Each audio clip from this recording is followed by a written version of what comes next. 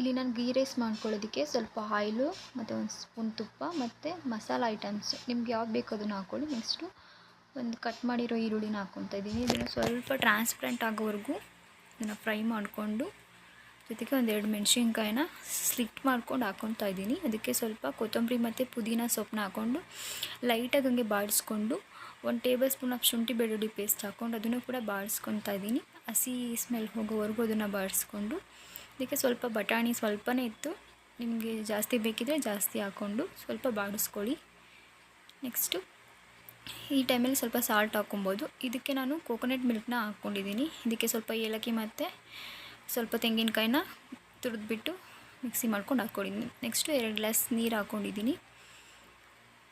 ಸ್ವಲ್ಪ ಸಾಲ್ಟು ಮತ್ತು 1 ಗ್ಲಾಸ್ ಅಷ್ಟು ಅಕ್ಕಿನ ನೀಟಾಗಿ ತೊಳೆದ್ಬಿಟ್ಟು ಹಾಕ್ಕೊಂಡು 2 ವಿಷಲ್ನ ಕೂಗಿಸ್ಕೊಂಡ್ರೆ ಟೇಸ್ಟಿಯಾಗಿರೋಂಥ ಗೀ ರೈಸ್ ರೆಡಿ ಆಗುತ್ತೆ. ಎಲ್ಲರೂ ಟೇಸ್ಟ್ ಮಾಡಿ, ತುಂಬಾ ಚೆನ್ನಾಗಿರುತ್ತೆ.